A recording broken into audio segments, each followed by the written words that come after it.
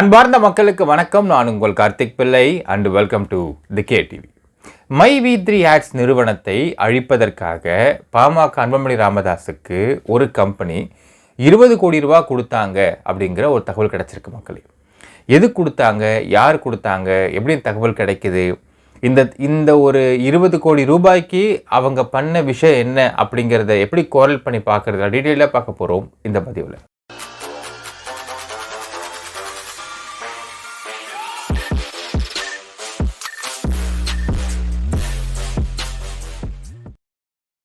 சமீபமாக ஒரு வாரத்துக்கு முன்னாடி இருக்கும் மக்களே, அது மை-வி3 ஆட்ஸ் நிறுவனத்தை பற்றி ஒரு நபர் ஃபோன் போட்டு பேசிகிட்டு இருக்கப்போ அவர் ஒரு பாமகவுடைய நிர்வாகி, ஒரு மூத்த நிர்வாகி அப்படின்னு சொல்லலாம். அவர் இந்த கம்பெனியை பற்றிலாம் பேசிகிட்டு இருந்தார். அப்போது அவர் சொன்ன ஒரு தகவல் நமக்கு பகிர்ந்துக்க போகிறேன்னு பார்த்தீங்கன்னா, சார் நாங்கள் இன்னும் சில மூத்த நிர்வாகிகள் இன்னும் உங்களுக்கு வன்னியர் சமூகத்தை சேர்ந்த ரொம்ப க்ளோஸ் பீப்புள்கிட்ட பேசுகிறப்போ ஒரு தகவல் கிடச்சிருக்கு. என்னென்னால், இந்த மை-வி3 ஆட்ஸ் கம்பெனியை ஒழிப்பதற்காக அன்புமணி ராமதாஸுக்கு ஒரு கம்பெனி 20 கோடி ரூபாய் கொடுத்துருக்குறாங்க அப்படிங்கிற தகவல் வெளியாகிருக்கு சார் அப்படின்னு சொன்னிருந்தார். அப்போ நாம் கேட்டோம், இது எப்படிங்க, இது எந்த கம்பெனி கொடுத்தாங்கன்றது கிடைக்குமான்னு கேட்டப்போ, சார் விசாரித்து கண்டிப்பாக நான் சொல்கிறோம். ஆனால் எந்த கம்பெனி கொடுத்துருந்தாலும் அது கண்டிப்பாக ஒரு ஒயிட்டாக உங்களுக்கு அக்கௌண்ட் ட்ரான்ஸ்ஃபர்லாம் பண்ணியிருக்க மாட்டாங்க, பிளாக் மணி தான் போயிருக்க வாய்ப்பு இருக்குது. ஸோ சூட்கேஸை கொண்டு கொடுத்துருப்பாங்க.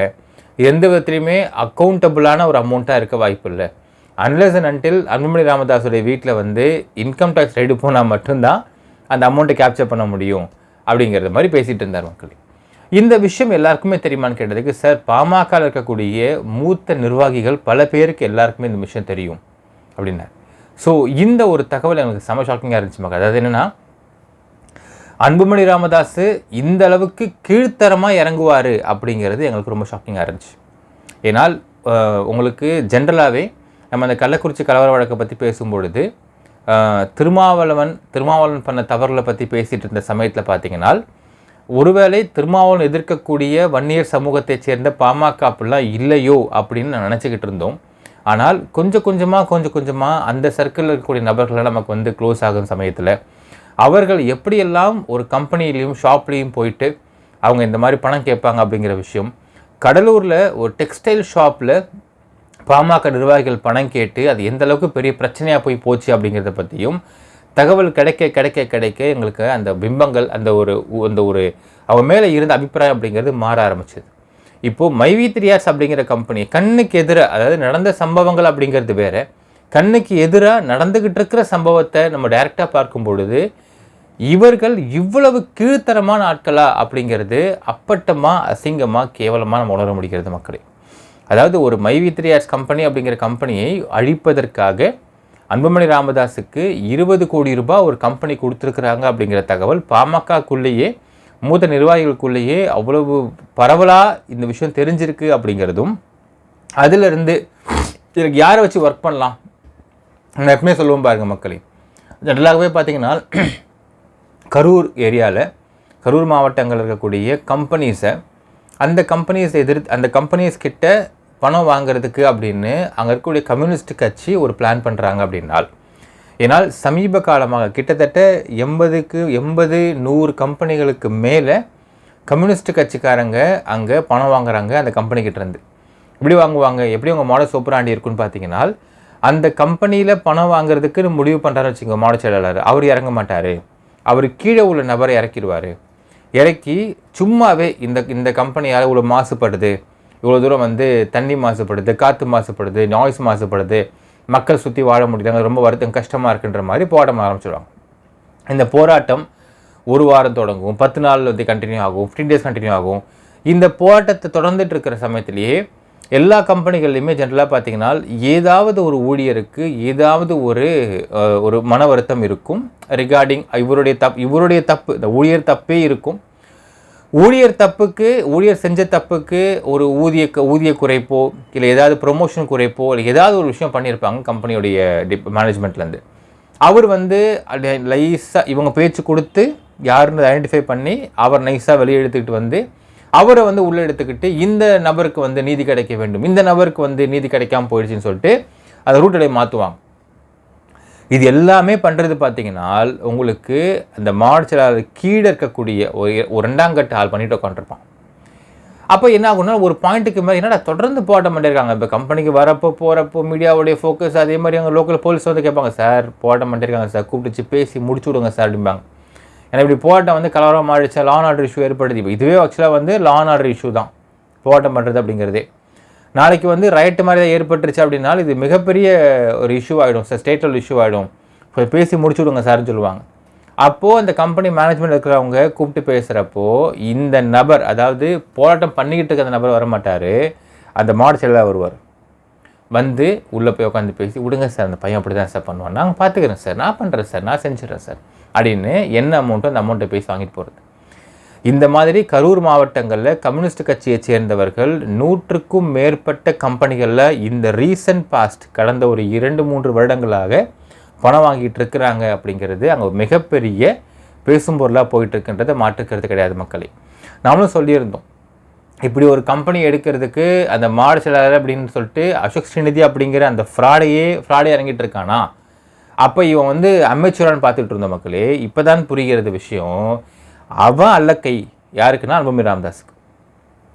அன்புமணி ராமதாஸை செய்வதற்காக கீழே ஒரு ஆள் அப்பாயிண்ட் பண்ணுறாருனால் அது அசோக் ஸ்ரீநிதி அப்படிங்கிறதும் அவனுக்கு கொடுத்த அமௌண்ட்லேருந்து ஒரு 5% அப்படி தூக்கி போடுறாரு. அப்படி தூக்கி போடுற அமௌண்ட் அந்த 1 கோடி ரூபாய்க்கு தான் ஒரு இனிஷியலாக ஒரு அட்வான்ஸாக 60 லட்சம் ரூபாய் கொடுக்கப்பட்டிருக்கிறது அந்த அசோக் ஸ்ரீநிதி அப்படிங்கிற ஃப்ராடுக்கு. அந்த 60 லட்சத்தை வைத்து கொண்டு தான் அவன் 2 இடங்களில் கடை போட்டிருக்கிறான். கடைக்கு வந்து அட்வான்ஸ் கொடுத்துருக்குறான். ஒன்று வந்து ப்ரோசோன் மால், இன்னொன்று வந்து சாய்பாபா காலனியில். அதுக்கு டெக்ஸ்டைல் கடை வைக்கிறதுக்கு அட்வான்ஸ் கொடுத்துருக்குறான். அந்த அட்வான்ஸ் இன்டீரியர் ஒர்க் போயிட்டு இருந்திருக்கு. அந்த 60 லட்சம் அப்படிங்கிறது அவனுக்கு கொடுக்கப்பட்டது அப்படி ஒரு அட்வான்ஸ். இன்னும் பேலன்ஸ் 40 lakhs கொடுக்கணும் அவனுக்கு அப்படிங்கிற தகவல் இப்போ நமக்கு கிடைக்கப்பெறுகிறது மக்களே. ஸோ இது எல்லாமே பர்ஃபெக்டான பிளான்டாக பண்ணப்படுகின்ற விஷயம் அப்படிங்கிறது நமக்கு தெரிய வருகிறது. சரி, இப்போ நம்ம அதை லைட்டாக அப்படியே ஒரு ப்ரஷ்அப் பண்ணி பார்க்கலாமே. இதை வந்து will call it the things. நல்லா போயிட்டுருக்கு கம்பெனி மேலே திடுப்புன்னு ஒருத்தன் வெளியே வந்து இந்த கம்பெனியை பற்றி நான் வந்து எங்களுடைய மகளிர் அணி வந்து ஏதோ 100 வேலை பத்திரத்துக்கு போயிட்டு சமயத்தில் இந்த மாதிரி பெண்கள்லாம் உட்காந்துக்கிட்டு வேலை பார்க்காம ஃபோன் எடுத்து நோண்டிக்கிட்டு ஏதோ அடிச்சு உட்காந்துருந்தாங்க. இதை பார்க்குறப்போ வந்து இங்கே பயங்கரமாக இவங்கெல்லாம் வந்து சோம்பேறி ஆகுறாங்க, இது காரணம் இந்த கம்பெனி தான், இது வந்து மக்களுடைய இதை குறைக்குது, அதை குறைக்குது, இதை குறைக்குது அப்படின்னு சொல்லிட்டு கண்ட மேனிக்கு பேசிக்கிட்டு ஒருத்தன் கம்ப்ளைண்ட் கொடுக்குறான். Giving to cyber crime. Coimbatore cyber crime கொடுக்குறாங்க. கோயம்புத்தூர் சைபர் கிரைம் விசாரிக்கிறாங்க. விசாரித்து கோயம்புத்தூர் மட்டும் இல்லாமல் அங்கங்கே கம்ப்ளைண்ட் கொடுக்குறான். ஸோ ஃபஸ்ட்டு ஒரு எம்ஓ பார்த்துக்குங்க மக்களே. நான் திரும்ப சொல்லியிருக்கேன், 2001-2 சமயங்களில் இதே மாதிரி ஒரு எம்எல்எம் பேஸ்ட் கம்பெனி அந்த கம்பெனிக்கிட்ட போயிட்டு ஒரு ரவுடி மாதிரியான ஒரு பொலிட்டீஷியன் சொல்லக்கூடிய ஒரு ரவுடி மாதிரி ஆள் போய் காசு கேட்குறான். காசு கேட்குறப்போ அந்த கம்பெனி தரமாட்டேன்னு சொல்கிறாங்க. சொன்ன உடனே எப்படி உன் கம்பெனி நான் என்ன பண்ணுறேன் பாருன்னு சொல்லிட்டு இவனுடைய ஆளுங்களையே அங்கங்கே செட் பண்ணி எல்லா டிஸ்ட்ரிக்ட்லேயுமே இந்த கம்பெனிக்கு அதை ஏமாற்றிட்டாங்கன்னு சொல்லி கம்ப்ளைண்ட் கொடுக்க வைக்கிறான். அதற்கு பிறகு இந்த இஷ்யூ வந்து போய் இஓடபிள்யூக்கு மாறி இஓடபிள்யூ இந்த கேஸை விசாரிக்க ஆரம்பித்து இது வந்து அவனுக்கு ஒரு மிகப்பெரிய மன உளைச்சி ஏற்படுத்துது இந்த கம்பெனிக்கு. அதுக்கப்புறம் பெயிலில் வெளியே வந்து ஆட்டோமேட்டிக் ரன் பண்ண ஆரம்பிச்சிட்டாங்க அந்த கம்பெனி அப்படிங்கிற தகவலும் நான் கிடைக்கப்பட்டது. இதே மாடல் ஆப்பரண்டி பாருங்கள், ஒரு மல்டி லெவல் மார்க்கெட்டிங் கம்பெனி அழிக்கிறதுக்கு அப்படின்னு சொல்லிட்டு அந்தந்த இடங்களில் வந்து அவன் கம்ப்ளைண்ட் கொடுக்குறான். ஸோ அந்தந்த கம்ப்ளைண்ட்ஸுக்கு இந்த கம்பெனி எம்டி சக்தியானந்தன் அவர்களே போய் விளக்கம் கொடுத்துட்டு வரார். வெவ்வேறு டிஸ்ட்ரிக்டில் விளக்கம் கொடுத்துட்டு வரார். அடுத்தது இது கொடுத்தது மட்டும் இல்லாமல் ஃபஸ்ட்டு இந்த கம்ப்ளைண்ட்டை கோயம்புத்தூர் சைபர் கிரைம் எடுத்து எஃப்ஐஆர் ரெஜிஸ்டர் பண்ணாமல் இருக்கிறாங்க. அதை செய்வதற்காக இவன் தொடர்ந்து கம்ப்ளைண்ட் கொடுத்துட்டே இருக்கிறான். நாம் கேள்விப்பட்ட வரையில் மக்களே 99 கம்ப்ளைண்ட் கொடுத்தான் அப்படின்னு சொல்கிறாங்க. தொடர்ந்து கொடுத்தானோ மெயில் அனுப்பிச்சுன்னே இருந்திருக்கான்றாங்க. அதற்கு பிறகு கோயம்புத்தூரை சேர்ந்த ஒரு பத்திரிக்கையாளரை கூட்டிகிட்டு போய் கலெக்டர் ஆஃபீஸில் ஒரு நாள் நைட்டு 7:30 மணிக்கு உட்காந்து பேசி இந்த கம்ப்ளைண்ட் ரெஜிஸ்டர் பண்ணி விசாரிக்கணும் அப்படின்னு ரெக்வஸ்ட் பண்ண வச்சு, ஸோ ஒரு பத்திரிக்கையாளர் டிஸ்ட்ரிக்ட் பத்திரிக்கையாளர் சொன்னால் கேட்பாங்கன்னு சொல்லிட்டு அவர்களை அழைத்து கொண்டு சென்று இந்த கம்பெனி மீது எஃப்ஐஆர் பதிவு பண்ண சொல்லி ஒரு ப்ரெஷர் கொடுக்கப்பட்டு செய்யப்பட்டிருக்கிறது அப்படிங்கிறாங்க. ஏனால் ஆரம்பத்தில் இந்த அசோக் ஸ்ரீநிதி அப்படிங்கிற அந்த ஃப்ராடுக்கு பணம் கொடுக்கப்படவில்லை அப்படின்னும் இந்த ஒரு லெவலுக்கு இந்த இந்த இந்த ஸ்டெப்பு எடுத்து கொண்டு போனதுக்கு பிறகு தான் அவனுக்கு 60 லட்சம் காசு கொடுத்துருக்குறாங்க அப்படின்னு ஒரு தகவல் கிடைக்குது.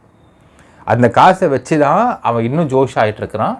அவன் வந்து தொடர்ந்து இந்த கடலாம் போடுறதுன்னு வேலையை ஆரம்பிச்சிருக்கிறான். ஸோ ஆரம்ப கட்டத்தில் இவனுக்கு அசைன்மெண்ட் கொடுக்கப்படுறது. அந்த அசைன்மெண்ட்டை வச்சு இவனால் வந்து எக்ஸிக்யூட் பண்ண முடியல. ஒரு சில நபர்களை வைத்துக்கொண்டு அதை எக்ஸிக்யூட் பண்ணுற ட்ரை பண்ணுறான். ஃபர்ஸ்ட் எஃப்ஐஆர் ஃபைல் பண்ணப்படுகிறது. அதுக்கு பிறகு வந்து கம்ப்ளைண்ட் அதுக்கப்புறம் பார்த்தீங்கன்னா ஒவ்வொரு கம்ப்ளைண்ட்டுக்கும் போய்ட்டு உங்கள் எம்டி போய்ட்டு விசாரணைக்கு போய் அட்டன் பண்ணிவிட்டு அப்ஸ்காண்டாவில் ஓடி ஒளியலை. ஒரே ஒரு சிஎஸ்ஆர் போட்டால் கூட ஒரு கம்பெனி மீது சிஎஸ்ஆர் போட்டால் கூட பல கம்பெனிகள் இன்றைக்கு பயந்து ஓடி இருக்கிற வரலாறு உள்ளது. Just a CSR. ஆனால் இந்த கம்பெனி மீது இத்தனை இடங்களில் கம்ப்ளைண்ட், இத்தனை இடங்களில் வந்து விசாரணை, எல்லாத்துக்கும் சலிக்காமல் போய் அட்டன் பண்ணிவிட்டு விளக்கத்தை கொடுத்துட்டு வந்திருக்கிறாரு. கடந்த 9 மாதங்களாக, இப்போது வந்து கிட்டத்தட்ட 1 வருஷம் மேலே சொல்லலாம். ஆனால் இது நடந்துக்கிட்டு இருக்கு. இவன் அது மட்டும் இல்லை, ஒன்றுத்துக்குமே இவனோட ட்விட்டர், இவனோட ஃபேஸ்புக், இவன் சோஷியல் மீடியா இதில் வந்து தொடர்ந்து பதிவு போட்டே இருக்கான். நீங்கள் அப்படியே குரல் பண்ணி பாருங்கள் மக்களே. இது வந்து எந்த அளவுக்கு இந்த இடத்துல ஒரு ஒரு பணத்திற்காக வேலை பார்க்கின்ற ஒரு செயல் நடந்துக்கிட்டு இருக்குன்றதை பாருங்கள். ஏன்னா இந்த அசோக் ஸ்ரீநிதி அப்படிங்கிற ஃப்ராடோ இல்லை கண்மணி ராமதாஸோ இங்கே உண்மையாக தப்பு பண்ணுற எந்த கம்பெனிக்கும் இந்த அளவுக்கு இறங்கி போராடல. எவ்வளவோ கம்பெனி மக்களை ஏமாற்றி, ரீசெண்டாக கூட ஒரு கம்பெனி மக்களை ஏமாற்றி ஆப்பிள் ஏமாற்றின்னு சொல்லிட்டு ஆப்பிள் மூலமாக பணம் தராமல் விட்டாங்கன்னு சொல்லிட்டு பெண்கள் வெளியே வந்து ப்ரெஸ் மீட்லாம் கொடுக்குறாங்க. அதுக்கெல்லாம் கண்மணி ராமதாஸ் ஒரு வார்த்தை பேசலை. இவன் அதை பற்றி ஒன்று கூவுன்னு கூவி வந்து இறங்கி நான் போராட போகிறோம், ஐயோ என் மக்கள் பாதிக்கப்பட்டிருக்காங்க அப்படின்னு ஒரு வார்த்தை எவனுமே பேசலை. இந்த கம்பெனிக்கு மட்டும் இப்படி பேசிகிட்டு இருக்கிறானுங்கனால் இதுக்கு பின்னால் இயக்கக்கூடிய அந்த விட்டமின் எம் என்னென்னு பார்க்கணும் நீங்கள். ஸோ அப்போ என்ன பண்ணுறான், கூவுன்னு கூவுறான், ட்வீட்டாக போடுறான், ட்விட்டரில் ட்வீட்டாக போடுறான். எல்லாத்துக்குமே அன்புமணி ராமதாஸ் டேக் பண்ணி ஹாப்பி தட் அன்புமணி ராமதாஸ் அண்ணா இஸ் வித் மீன்னு போடுறான். இவன் ஒரு விஷயத்தை பண்ணால் எதுக்கு அவர் பேரை போடணும்? அப்போது அந்த அன்புமணி ராமதாஸ் சொல்லி இவன் அந்த வேலையை செஞ்சுக்கிட்டு இருக்கிறான். அதுக்கு இவனுக்கு ஒரு கூலி கொடுக்கப்படுகிறது அப்படிங்கிறது ரொம்ப ரொம்ப தெளிவாக தெரியுது. அண்ட் இவனுடைய ஹிஸ்ட்ரி எடுத்து பார்த்தாலுமே ஒன்றும் ரொம்ப பெரிய சூப்பர் ஹிஸ்ட்ரியும் கிடையாது. கொரோனா சமயத்தில் ஒரு ஒயின் ஷாப்பில் போய் 5000 எனக்கு காசு கொடுன்னு கேட்டு ஃபோனில் பிரச்சனை பண்ணி அவன் காசு தரமாட்டேன்னு சொன்னதுக்கு இவன் நேரில் வந்து வா என்னை வந்து மீட் பண்ணி வந்து பாருவான்னு சொல்லி கையை அசைச்சு கூப்பிட்டு அந்த பாலுனர் கடுப்பாய் வந்து செவில் மாலம் வச்ச ஒரு வரலாறு தான் பார்க்குறோம். அப்போது இவனுமே தூய்மையான, நேர்மையான, கை சுத்தமான அப்படிலாம் ஒரு கன்றாவையும் கிடையாது. இவனே ஒரு ஃப்ராடுன்னு தெரியுது. கோவிட் சமயத்தில் ஒரு பார் ஓனரை வந்து ட்ராப் பண்ணி அவங்ககிட்ட பேரம் பேசி காசு உனக்கு கொடுக்கலன்னா பின்விளைவுகள் மிக மிக மோசமாக இருக்குன்னு சொல்லி கேவலமான வேலையை பார்த்தவன் தான் இவனும். ஸோ இந்த பக்கம் அன்புமணி ராமதாஸ் பார்த்தீங்கன்னா நாங்கள் மது ஒழிப்பு செய்து விடுவோம் அப்படின்னு சொல்லிட்டு பில்டப் கொடுத்துக்கின்னு ஃபேக் ப்ரொபகண்டா பண்ணுறது. இந்த பக்கம் மது கடை நடத்துகிறவங்ககிட்ட போயிட்டு இங்கே மாமூல் வாங்குறது, காசு கேட்குறது. ஸோ 2 பேருக்கும் ஜோடி பொருத்தம் சூப்பராக இருந்திருக்குன்ற பார்க்க முடிகிறது. ஸோ இப்படிப்பட்ட ஒரு ஃப்ராடை வச்சுக்கிட்டு இதை அரங்கேற்றிருக்கிறாங்கன்றது தெளிவாக இருக்குது. ஒவ்வொருவன் ட்வீட்டு ஏகப்பட்ட எஃபி போஸ்ட்டு போடுறான். ஸோ போட்டு என்ன பண்ணுறானால் உங்களுக்கு இதுதான் உண்மை, இப்படி தான் நடக்குது, இப்படி தான் பண்ணுறாங்க அப்படின்னு ஒரு ஃபேக்கான ஒரு பிம்பத்தை ஏற்படுத்துவதற்கு எல்லா வேலையும் பார்த்துக்கிட்டு இருக்கிறான். எதற்குனால் விட்டமின் எம் கொடுத்த முதலாளிக்கு விசுவாசம் காட்டுவதற்காக. அது முடியுது பாருங்கள். அது முடிஞ்சதுக்கப்புறம் பார்த்தீங்கன்னா ப்ரெஸ் மீட் எல்லாம் எந்த ஒரு அதாவது அன்லெஸ் அண்ட் அன்டில் ஒரு நோன் பர்சன் இல்லை செலிப்ரிட்டி வந்து ஏதாவது ஒரு இஷ்யூவை பேசினா மட்டும்தான் எந்த இடங்கள்லையுமே ஓப்பன் ப்ரெஸ் மீட்டில் ப்ரெஸ்ஸு கூடி வந்து அந்த இடத்துல இன்டர்வியூ எடுப்பாங்க. மற்ற எந்த இடமாக இருந்தாலும் இப்போ இந்த அசோக் ஸ்ரீநிதி அப்படிங்கிற அந்த ஃப்ராடுக்கெல்லாம் எந்த விதமான ஒரு ஃபேமும் கிடையாது. இவனெல்லாம் கூப்பிட்டு தன்னை யார் அறிமுகப்படுத்திக்கிட்டு ப்ரெஸ் மீட்டில் பேசுகிற அளவுக்கு இவன் வந்து அந்த ப்ரெஸ்ஸை கூப்பிட்றான், ப்ரெஸ்ஸை பிரசுரம் பண்ணுறாங்க அப்படின்னால் அது மிக முக்கியமான காரணம் ப்ரெஸ்ஸுக்கு பணம் கொடுக்காமல் வரமாட்டார்கள். நானும் ப்ரெஸ் தான் இருக்கேன், எனக்கு என்ன நடக்க நல்லாவே தெரியும். இதை எதிர்த்து பேசக்கூடிய சில நபர்கள் நானும் ஒருத்தன். எதுக்கு நான் பணம் வாங்கணும் அப்படின்னு கேட்கக்கூடிய நானும் ஒருத்தன். ஆனால் இதை வந்து சொல்கிறவர்கள் இல்லைங்க கொடுக்குறப்ப ஏங்க வாங்கக்கூடாது அப்படின்னு கேட்குறாங்க நிறைய பேர் இருக்கிறாங்க. ஏன்னா இதெல்லாம் நான் ஃபேஸ் பண்ணியிருக்கேன். ஒரு ப்ரெஸ் மீட்டில் ஒரு அன்னோன் பர்சன் ஒரு விஷயத்தை வந்து சொல்கிறாருனால் அந்த இடத்துல ப்ரெஸ்ஸு கூடுவதற்கு அப்படின்னு கண்டிப்பாக பணம் கொடுக்காமல் வரமாட்டார்கள். கவர் கொடுக்காமல் வந்து அந்த நியூஸ் எடுக்க மாட்டாங்க. அதாவது நியூஸை எடுக்கிறதுக்கு கவர் கொடுக்கணும், எக்ஸ்ட்ரா கவர் எடிட்டருக்கு வரைக்கும் போகும் அந்த நியூஸை பிரசுரம் பண்ணுறதுக்கு. ஸோ இதெல்லாம் நிதர்சனமான உண்மை. அடுத்தது எல்லா யூடியூபர்ஸ், அதாவது இப்போ ரீசெண்டாக பார்த்த என்ன தகவல் கிடைக்குதுனால், இவனுக்கு கொடுக்கப்பட்ட 60 லட்சம் ரூபாயில் பல யூடியூபர்ஸை வந்து ஹையர் பண்ணி அவங்க இந்த மைவி3 ஆட்ஸ் அகெயின்ஸ்டாக பேச வைக்கிறதுக்குன்னே அவங்களுக்கு பணம் கொடுக்கறதுக்குமே ஒரு அமௌண்ட்டு கொடுக்கப்பட்டிருக்கு அப்படிங்கிற தகவலும் கிடைக்கிது. இந்த 60 லட்சத்தில் அதுவுமே ஒரு பார்ட், அசைன்மெண்ட்டில் ஒரு பார்ட், சாப்டர் மாதிரி. அதற்கு இவன் பல யூடியூபர்ஸை ஹையர் பண்ணியிருக்க வேண்டும், அவங்கள பேச வச்சிருக்க வேண்டும் அப்படிங்கிறதும் அவங்க அசைன்மெண்ட்டில் ஒரு பார்ட். இன்னொரு கொடுமை பார்த்தீங்கன்னா மக்களே, இன்னொரு விஷயம் இருக்குது. EOW கோயம்புத்தூர்லேருந்து கேஸ் ரிஜிஸ்டர் பண்ண சமயத்தில், கோயம்புத்தூர் ரிஜிஸ்டர் பண்ணுற சமயத்தில் சென்னையில் இருக்கக்கூடிய ஒரு முக்கியமான பிரமுகரின் மூலியமாக மைவி3 ஆட்ஸ் கிட்ட 100 கோடி ரூபாய் பேரம் பேசி பார்க்கலாம். ஏன்னால் இந்த கம்பெனி கொடுத்த 20 கோடி ரூபாய் தான் கொடுத்துருக்குறாங்க.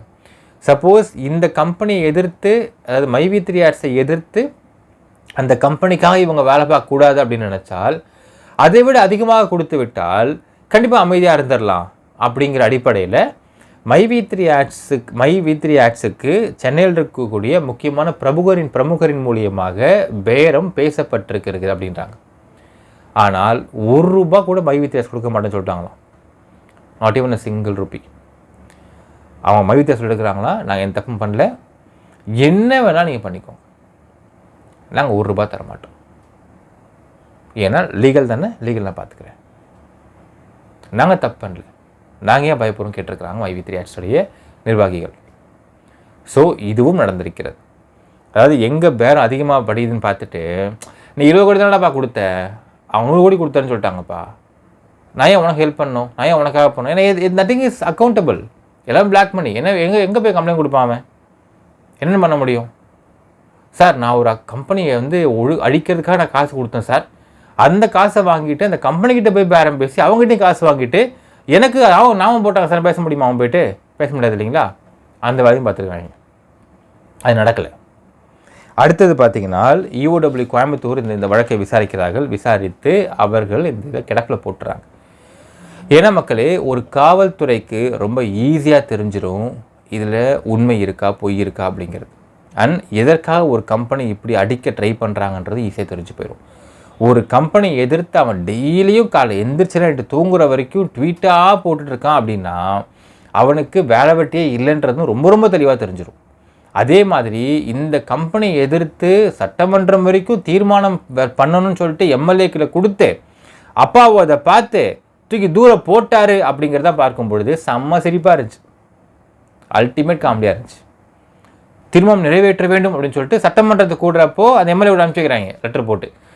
லெட்டர் அப்பாவு அவர்கள் பார்த்து அடுத்துக்கு தூரம் போட்டார், அவனுடைய போ அப்படின்ட்டார்.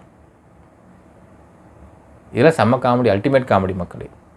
இவர்கள் எந்த அளவுக்கு பணத்திற்காக இறங்கி வேலை செய்வாங்க அப்படிங்கிறதுக்கு ஒரு சொல்லலாம். ஒரு வாரம் சொல்லுவாங்க பாருங்கள் மக்களே. அதாவது ஒரு காலத்தில் அரசு ஊழியர்கள் இல்லை அரசியல்வாதிகளை பொறுத்து சொல்லுவாங்க, பா அவர் நேர்மையானவர்ப்பா, உனக்கான வேலையை பண்ணி கொடுத்துருவார், காசு வாங்க மாட்டாருன்னு சொல்லுவாங்க. இப்போ இந்த காலத்தில் ரிவர்ஸ் எப்படி ஆகி போச்சுன்னு பார்த்தீங்கன்னா, எப்பா அவர் ரொம்ப நேர்மையானவர்ப்பா, அவர் காசு வாங்கிட்டாருன்னா எல்லா வேலையும் பண்ணி கொடுத்துருவார் அப்படிம்பாங்க. இப்போ அது அப்படியே இங்கே சிங்க் ஆகுது பாமகக்கு, அன்புமணி ராமதாஸுக்கும் கூடுற காலில் கேட்கும். ஸோ காசு வாங்கிட்டாருன்னா ஒழுங்காக பண்ணி கொடுத்துருவார்ப்பா, ரொம்ப நேர்மையானவர்ப்பா அப்படிங்கிறாங்க. ஸோ இந்த அளவுக்கு இது நடக்குது. அதற்கு பிறகு EOW கோயம்புத்தூர் இதை கிடப்பில் போட்டதுக்கு அப்புறம் பார்த்தீங்கன்னா உங்களுக்கு டிஃபால்ட்டாகவே RBI ரூல்ஸின் படி இந்த இடத்துல உங்களுக்கு அவங்களுடைய KYC கேட்குறாங்க. அதில் வந்து ஒரு சில ஃபார்மேஷன்ஸ் ஏற்படுகிறது மைவி3 ஆட்ஸ்க்கு.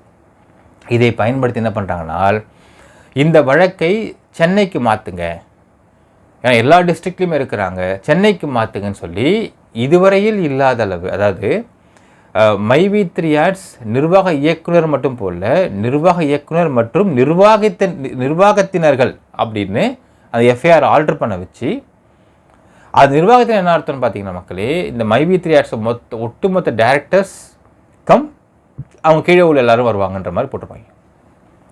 ஸோ டைரக்டர்ஸும் எம்டியும் சேர்ந்து இந்த எஃப்ஐஆரில் வர மாதிரி பண்ணிட்டோம்னா என்ன அல்டிமேட் பிளான் பார்த்துக்கலாம் மக்களே. இப்படி ஒரு எஃப்ஐஆர் போட்டோம்னா இவங்க எல்லாரும் விசாரணைக்கு உட்படுத்தப்படுவார்கள் அப்படிங்கிறதுல மாற்று கருத்து இல்லைன்னு இல்லையா. இப்போ என்ன பிளான் பண்ணுறாங்கன்னா, இப்போது நீங்கள் இதுவரையில் கோயம்புத்தூரில் விசாரித்த லாஸ்ட் மொமெண்ட் வரைக்குமே என்ன நடக்குதோ அதனை விசாரணைக்கு அவங்க எம்டி போயிட்டு வந்துடுறாரு, விசாரணை முடிச்சுட்டு வந்துடுறாரு, முடிச்சுட்டு வந்து அப்படி கொடுத்துறாரு. அப்போது இங்கே கீழே இருக்கக்கூடிய மைவி3 மெம்பர்ஸ் யாருக்குமே எந்த ஒரு பயமோ பதட்டமோ கிடையாது. எல்லாருமே ரொம்ப தெளிவாக இருக்கிறாங்க. அண்ட் கம்பெனி ரன்னிங்கில் இருக்குது, எந்த பிரச்சனை இல்லாமல் இருக்குது. ஸோ இத்தனை நாள், அதாவது கிட்டத்தட்ட ஒரு வருஷத்துக்கு முன்னாடி ஆரம்பித்த இந்த அசைன்மெண்ட்டில் ஒரு கம்ப்ளைண்ட் கூட வரல. அதுக்கப்புறம் என்ன பண்ணுறாங்கன்னா, இந்த பேபி சொர்ணன் 2 பேரை வச்சுக்கிட்டு இந்த கம்ப்ளைண்ட்டை உருவாக்கணும் அப்படின்றதுக்காகவே, என்னால் அவர்களுக்கு யார் கண்ட்ரோல் இருக்கிறான் அப்படின்னு பார்த்தா இந்த பாலுமன்ற கண்ட்ரோல் இருக்கிறான். இப்போது நான் பாலுமணி அப்படிங்கிறவனுடைய மருமகன் ஸ்ரீனிவாசன் அப்படிங்கிற நபர் தான் மைவியத்தில் பேபியும் சேர்த்து விட்ட ஒரு நபர். ஆனால் நீங்கள் பார்த்தா தெரியும் மக்களே, நான் அதை பார்த்தா எக்ஸ்போஸ் நான் பண்ணாலும் பண்ண ரெடியாக இருக்கேன். நம்ம ஸ்ரீனிவாசன் அப்படிங்கிற நபர் எங்கேயுமே வெளியே வந்து கம்ப்ளைண்ட் கொடுக்கல மைவியத்தில் அகேன்ஸ்டாக.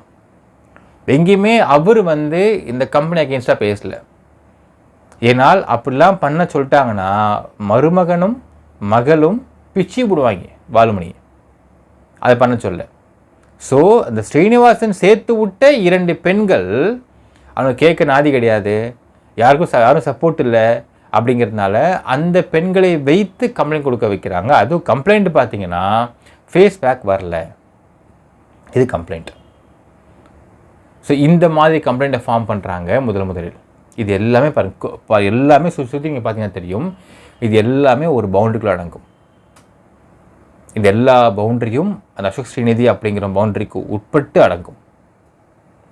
ஸோ இது முடிஞ்சதுக்கப்புறம் இந்த ஒரு கம்ப்ளைண்ட்டை கொடுக்க வைக்கிறாங்க. ஜூன் 4 அன்னைக்கு இந்த கம்ப்ளைண்ட், அதாவது ஃபஸ்ட் எலெக்ஷன் ரிசல்ட் வருது. ஜூன் 4 அன்னைக்கு இஓடபிள்யூ சென்னை ஹெட் குவார்ட்டர்ஸ்க்கு இந்த கேஸ் வந்து மாறி அங்கே ஒரு எஃப்ஐஆர் பதிவு பண்ணுறாங்க.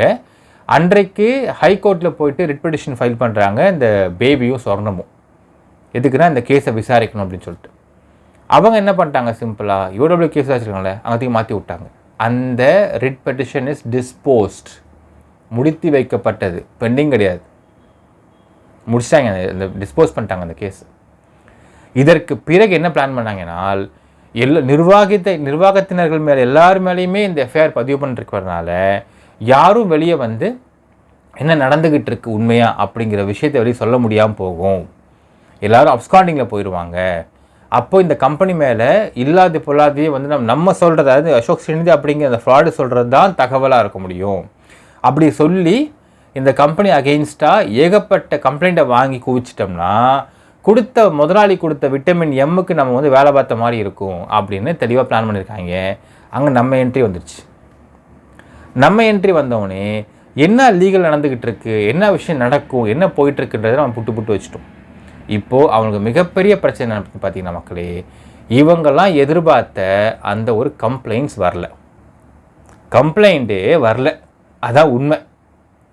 இப்போது என்னன்னா காசு கொடுத்த முதலாளி கேட்கறான், என்னப்பா அப்படி பண்ணுறோம் இப்படி பண்ணுறோம், நீங்கள் கம்ப்ளைண்ட்டே வர மாட்டேங்குது. ஒரு கட்டத்துக்கு மேலே வீடாக போய் அவங்க பிச்சைக்க ஆரம்பிச்சிட்டாங்க கம்ப்ளைண்ட்டு. அதுவும் நடந்தது ஒரு டைமில். வீடாக போகிறது, கதவை தட்டுறது. மைவித்யாஸ் மெம்பராக நீங்கள்? ஆமாங்க. திருவிட கூட காட்டுப்பா, தயவுசெய்து கம்ப்ளைண்ட் கொடுங்கப்பா, மடிப்பிச்சை கேட்குறமா கேட்க ஆரம்பிச்சிட்டாங்க. இந்த அளவுக்கு கீழ்த்தரமாக கேவலமாக படுத்தே விட்டானையா அப்படின்னு படுத்தும் கூட கம்ப்ளைண்ட் வரல. ஏனால் இங்கே உள்ள மக்களுக்கு லீகல் எப்படி நடக்கும், என்ன ஆகும், எப்படி இந்த கேஸ் போகும், இதில் உங்கள் கம்பெனி மேலே தப்பு சுத்தமாக கிடையாது, எந்த அளவுக்கு பின்னாடி ஒர்க் பண்ணிருக்காங்க பாருங்கன்றதை நம்ம எடுத்துரைத்த பின்பு மக்கள் புரிந்து கொள்கிறார்கள். இந்த அசோக் ஸ்ரீநிதி தான் மிகப்பெரிய ஃப்ராடுன்னு புரிஞ்சுக்கிட்டு மக்கள் ரொம்ப தெளிவாயிட்டாங்க. இப்போ என்ன பெரிய பிரச்சனை பார்த்தீங்கன்னா, பணம் கொடுத்த முதலாளி காசு கேட்குறான். என்னப்பா காசுலாம் வாங்கினீங்க, நடக்க மாட்டேங்குதுன்னு கேட்குறான். இந்த பக்கம் கம்ப்ளைண்ட்டே வரல. இன்னொரு பக்கம் ஸ்டாட்யூட்டரி பெயிலில் இவர்கள் வெளிவருவதற்கான வேலை பார்த்து கொண்டிருக்கிறார்கள். ஸோ இப்படி இருக்கும் பொழுது இவர்களுடைய கீழ்த்தரமான விஷயத்தை நீங்கள் பார்த்துக்கங்க மக்களே. இதான் நடந்துக்கிட்டு இருக்கிற கம்ப்ளீட் சினாரியோன்றதை நம்ம ஈஸியாக அண்டர்ஸ்டாண்ட் பண்ணிக்க முடியுது. இன்னொரு விஷயம் பாருங்களேன், இதை உட்காந்து யோசிச்சு பாருங்கள் மக்கள். அதாவது ஜென்ரலாக அரசியல் கட்சிக்காரங்க கம்பெனிகிட்ட காசு கேட்பாங்க. எப்படி கேட்பாங்கன்னா, சார் இந்த மாதிரி நாங்கள் வந்து சென்ட்ரல் கூட வந்து நாங்கள் இப்போது டைப்பில் இருக்கோம், கூட்டணி கட்சியில் இருக்கோம், எங்கள் கட்சிக்கு வந்து கொஞ்சம் நிதி தேவைப்படுது, நிதி கொடுங்க, உங்களுக்கு என்ன பண்ணணுமோ, உதாரணத்துக்கு டெண்டர் ஏதாவது தேவைப்படுது அவங்களுக்கு, நாங்கள் சென்ட்ரலில் பேசி டெண்டர் வாங்கி தரோம் உங்களுக்கு. இல்லை வேறு ஏதாவது உங்களுக்கு வந்து எதாவது லான்ச் பண்ணுறீங்களா, லான்ச்சுக்கு வந்து பிஎம் வரணுமா, இல்லை ஏதாவது அங்கே உள்ள சென்ட்ரலில் யாராவது மினிஸ்டர்ஸ் நீங்கள் பார்க்கணுமா, நாங்கள் அரேஞ்ச் பண்ணுறோம், அதெல்லாம் பண்ணி பேசி அரேஞ்ச் பண்ணுறோம். ஸோ எங்களுக்கு இந்த அரேஞ்ச்மெண்ட்ஸ் பண்ணணும், நாங்கள் பண்ணித்தரோம் உங்களுக்கு, நாங்கள் ஃபுல் சப்போர்ட் பண்ணுறோம், உங்களுடைய பிஸ்னஸ் டெவலப்மெண்ட் நாங்கள் சப்போர்ட் பண்ணுறோம், நீங்கள் எங்களுக்கு சப்போர்ட் பண்ணுங்கள் அப்படின்னு கேட்டு அரசியல் கட்சிக்காரர்கள் கம்பெனிஸ் கிட்ட காசு வாங்குவாங்க. வேறு வழி கிடையாது. இதை வந்து குளோபல் நடக்கக்கூடிய விஷயந்தான். இப்போ நீங்கள் யூஎஸ் எடுத்தாலுமே, கனடா எடுத்தாலுமே, யூகே எடுத்தாலுமே, எந்த இடத்துல எடுத்தீங்கனாலுமே அரசியல் கட்சிக்காரர்கள் இப்படித்தான் பணம் வசூல் பண்ண முடியும். இதுதான் பாயிண்ட். ஆனால் இங்கே பார்த்தீங்கன்னா தமிழ்நாட்டில் இந்தியாவிலே சொல்லலாம், தமிழ்நாட்டில் இன்னும் ஒஸ்ட்டாக போயிட்டு இருக்குன்னு சொல்லலாம். தமிழ்நாட்டில் ஒரு கட்சியை ஒரு கம்பெனி அழிக்கிறதுக்குன்னு இன்னொரு கம்பெனிக்கிட்ட காசை வாங்கிட்டு அதை அழிக்க வேலை பார்த்துக்கிட்டு இருக்கிறாங்க. அப்படின்னால் இதெல்லாம் ஒரு பொழப்பா அப்படின்னு மக்கள் கேவலமாக பார்க்கின்ற ஒரு விஷயம் வந்துடுச்சு மக்கள். அது உங்கள் கட்சிக்கு காசு வேணும் அப்படின்னால் நீங்கள் பாசிட்டிவாக காசு வாங்குறது வேறு. இல்லைங்க எங்களுக்கும் டெண்டருக்கும் சம்மந்தம் இல்லை, நாங்கள் போய் எந்த மினிஸ்ட்ரியும் பார்க்க வேண்டிய அவசியம் இல்லை. ஏன்னா சில பிஸ்னஸ் பண்ணிருப்பாங்க, அவங்களுக்கும் எந்த மினிஸ்டருக்கும் அரசியல் கட்சிக்கும் சம்மந்தமே இருக்காது, அவங்களோட துணையும் தேவைப்படாது. பட் இவங்களுக்கு சில மரியாதை எதிர்பார்ப்பாங்க, சில ஒரு மரியாதை நிமித்தம் எதிர்பார்ப்பாங்க, ஒரு அப்ரிசியேஷன் எதிர்பார்ப்பாங்க. இப்போ உதாரணத்துக்கு பார்த்தா மக்களே, சென்ட்ரல் நிறைய வந்து அவார்ட்ஸ்லாம் கொடுப்பாங்க. அந்த அவார்டுக்கு நான் உங்கள் பேர் நான் ரெக்கமெண்ட் பண்ணுறேன், உங்கள் பேர் வரும், உங்கள் அவார்டு கொடுக்கும், சென்ட்ரலே உங்கள் அவார்டு கொடுத்த மாதிரி நான் கொடுக்க வைக்கிறேன். அப்போ உங்களுடைய ரேட்டிங் ஏறும்.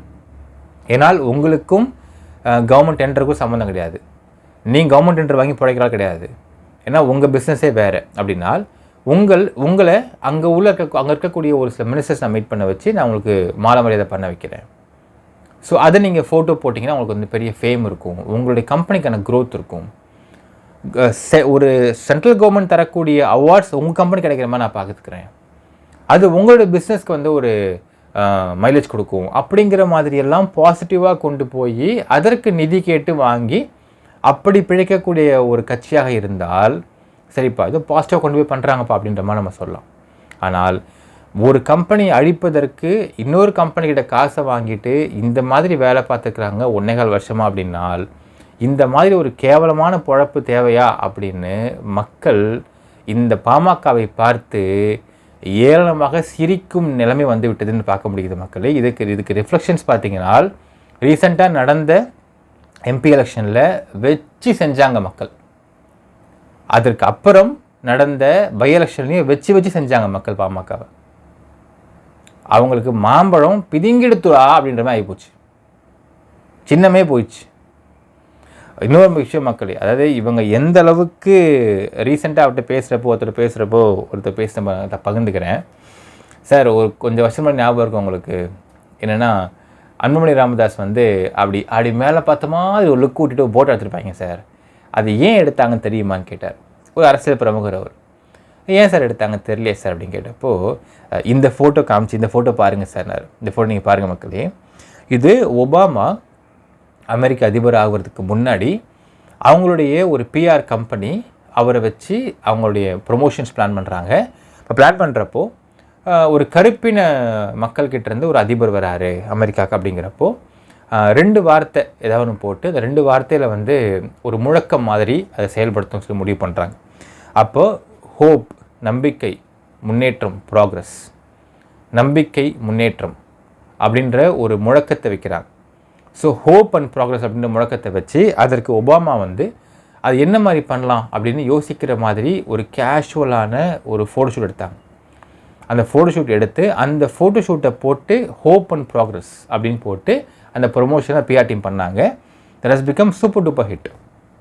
அது வந்து அண்ட் அஃப்கோர்ஸ் அவருடைய கரிஸ்மேட்டிக்கான ஒரு பேச்சு, இன்னைக்கு வரைக்குமே அவருடைய மெயின்டைன் பண்ணக்கூடிய அந்த ஃபிசிக்கு, மக்கள்கிட்ட வந்து ரொம்ப நார்மலாக இறங்கி பேசக்கூடிய தன்மை, இதெல்லாமே வந்து it matters a lot for Obama.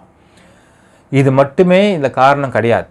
PR team வந்து ஒரு 50% மைலேஜ் பூஸ்ட் பண்ணால் பேலன்ஸ் 50% அவருடைய இண்டிபெண்ட்டான இண்டிவிஜுவலான ஒரு கரிஸ்மேட்டிக் விஷயமும் அவருடைய கேரக்டருமே ரொம்ப அடங்கியிருக்கும் அமெரிக்க அதிபர் ஆகிறதுக்கு.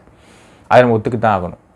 இந்த ஹோப் அண்ட் ப்ராக்ரஸ் அப்படிங்கிற இந்த கண்டென்ட்டை எடுத்துக்கிட்டு ஒபாமா ஜெயிச்சதுக்கு பிறகு அன்பில் ராமதாஸ் என்ன பண்ணுறாருன்னு பார்த்தீங்கன்னா, இந்த இமேஜை பாருங்கள் மக்களே.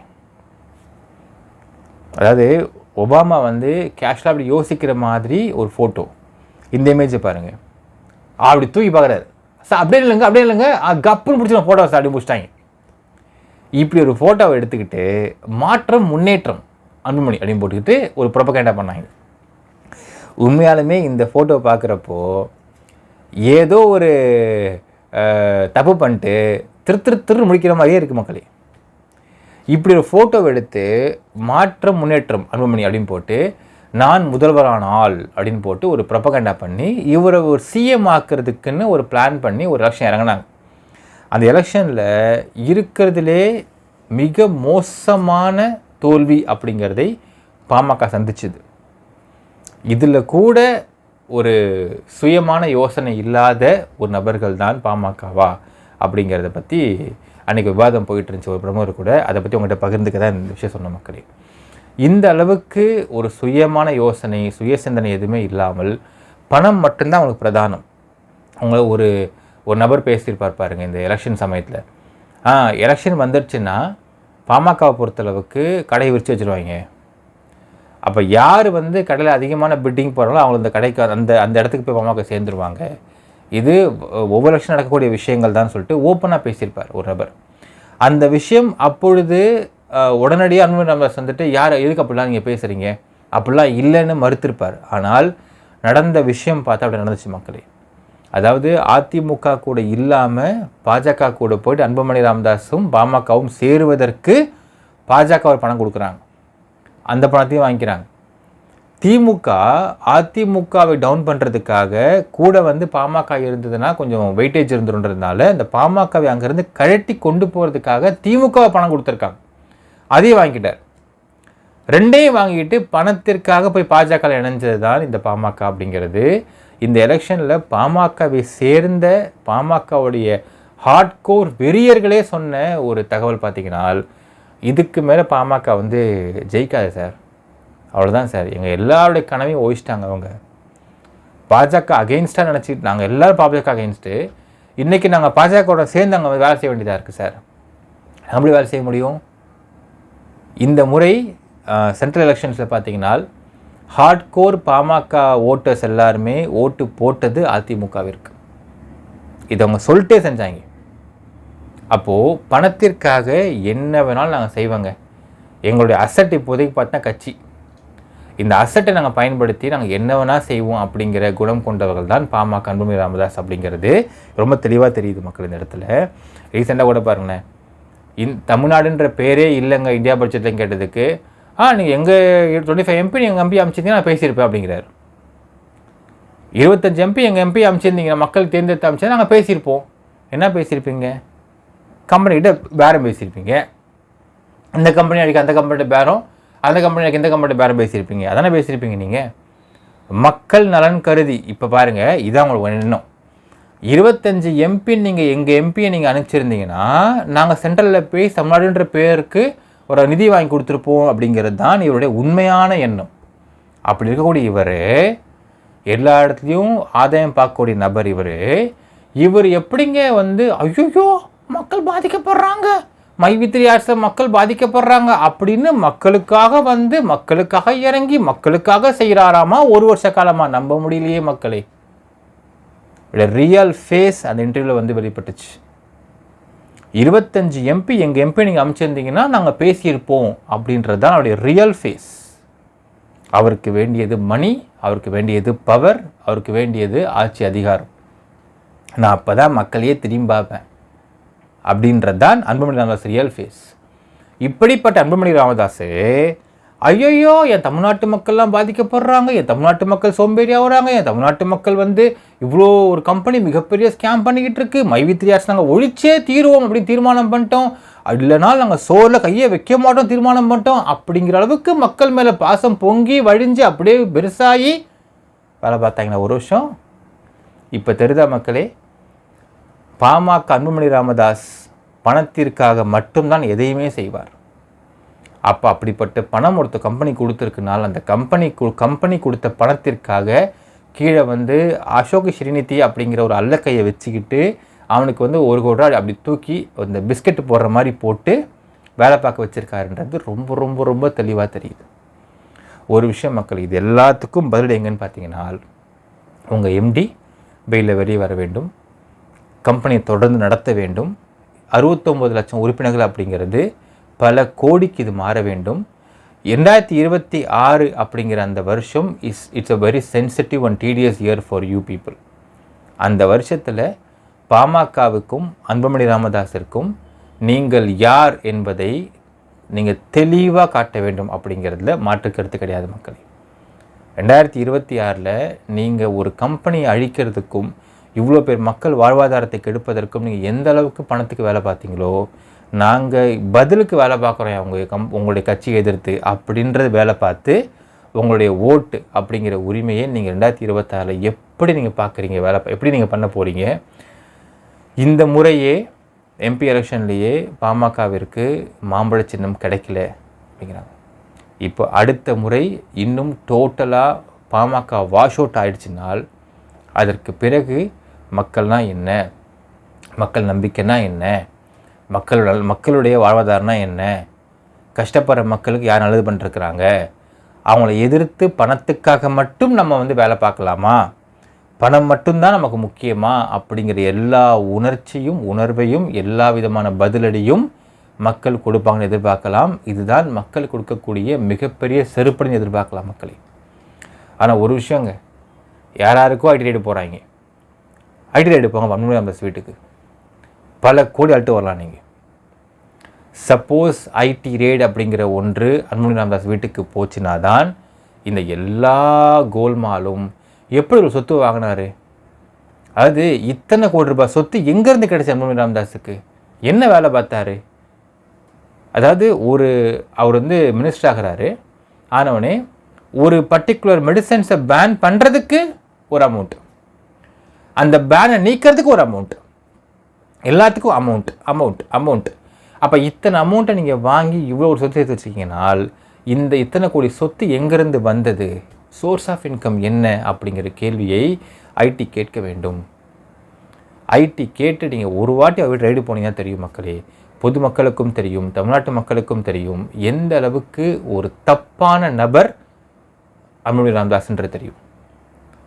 நான் நினச்சிட்டு இருந்தேன் ஒரு காலத்தில், பரவாயில்லப்பா வெளியே பசங்கக்கிட்ட படிங்கப்பா, நல்லா படிங்க, படிச்சுட்டு டைம் இருந்தால் கட்சி வாங்கன்னு சொல்கிறாருப்பான்னு நினச்சிக்கிட்டு இருந்தோம்.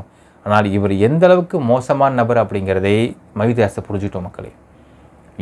இந்த மைவி3 ஆர்ட்ஸ் வருவதற்கு முன்பு இந்த எலெக்ஷன் சமயத்தில் ஒரு சில பேர்கிட்ட பேசினப்போ நிறைய தகவல் கொடுத்தாங்க. கடலூரில் ஒரு டெக்ஸ்டைல் ஷாப்பை எப்படி இவங்க அழிச்சாங்க, 1 லட்ச ரூபாய் காசு கேட்டிருக்காங்க, அவர் தரமாட்டேன்னு சொல்லியிருந்திருக்காரு. அப்போ எப்படி அழிச்சாங்கன்ற கதையாக சொல்லிட்டு இருந்தார். நாம் விடுதலை சிறுத்தை கட்சியும் திருமாவளவன் எதிர்த்து பேசிகிட்டு இருந்த சமயத்திலையும் எங்களுக்கு இந்த கதைகள் வந்தது. நாங்கள் அந்த கதைகளை முழுசாக நம்பாமல் இருந்துட்டோம். அது நாங்கள் பண்ண தப்பு. ஆனால் இப்போ நாட்கள் ஆக ஆக ஆக சம்பவங்களை அந்த பாமக நபர்கள் நிர்வாகிகளே சொல்லும் பொழுதும், அதே மாதிரி இப்போ இந்த மைவி3 ஆர்ட்ஸ் சமாச்சாரத்தில் அவங்க நடந்துக்கிற விதத்தை பார்க்கும் பொழுதும் விடுதலை சிறுத்தை கட்சிக்கும் பாமகவுக்கும் ஒரு வித்தியாசமும் கிடையாது. அவங்க பணத்தை வச்சு பணம் பார்க்குறாங்க, கம்பெனி வச்சு பணம் பார்க்குறாங்க. ரெண்டுடைய சோர்ஸ், ரெண்டுடைய மேஜருமே பணம் பார்க்குறது மட்டும்தான். அங்கே பணத்தை வச்சு பணம் பார்க்குறதுக்கு ஆல்ரெடி பண்ணுறாங்க. இங்கே கம்பெனியை எதிர்த்து கம்பெனியை அழித்து இன்னொரு கம்பெனிக்கு வேலை பார்க்குறதுக்கு இங்கே வேலை பார்க்க ஆல்ரெடி பண்ணுறாங்க. ரெண்டுத்துக்கும் ஒரு வித்தியாசமும் கிடையாது மக்களே. இல்லை பாதிக்கப்படுகிறது சராசரி ஏழ்மையான நடுத்தர இல்லை டவுன் ரோடன் பீப்புள் மட்டும்தான். கஷ்டப்படுகிற மக்கள் கஷ்டப்பட்டு தான் இருக்கிறாங்க. இந்த 2 கட்சியாலையும் எந்த பிரயோஜனம் மக்களுக்கு கிடையாது. அண்ட் இப்போது சொல்கிறேன், பாமகவால் மக்களுக்கு இழப்புகள் மிக மிக அதிகமாக போய்கிட்டு இருக்கு. ஏன்னால் பணம் டெய்லியும் விடாது பணம் பார்க்குறதுக்கு. ஆனால் ஒரு மைவித்ரியாட்சின கம்பெனியை இவங்க அழிக்க இவ்வளோ வேலை பார்த்துருக்கிறப்போ 69 லட்சம் பேரான வாழ்வாதாரம் என்னாச்சு அப்படிங்கிறது கொஷின் மார்க். இப்போ உங்கள் கம்பெனி எம்டி பெயிலில் வெளியே வந்து அவர் மீண்டு வந்துடுவாருன்னு சொல்கிறார் இல்லைங்களா? அந்த மீண்டு வருவதற்கு அவர் எவ்வளவு போராட்டத்தை போட வேண்டும், எவ்வளோ உழைப்பு போட வேண்டும். 2 மாத காலம் கிட்டத்தட்ட உங்கள் கம்பெனி வந்து அப்படியே நிற்குது. அந்த 2 மாத காலத்துடைய இழப்பை அவர் சரி கட்டுறதுக்கு 8 மாதம் 10 மாதம் உழைக்கணும் அவர். அப்போ எவ்வளவு மென்டல் ஸ்ட்ரெஸ் அவருக்கு இருக்கும் இந்த வயசில், எவ்வளோ ஸ்ட்ரெஸ்ஸை எடுத்துக்க வேண்டியது இருக்கும் மென்டல் ஸ்ட்ரெஸ் அந்த வயசில். இதுக்கு காரணம் என்ன?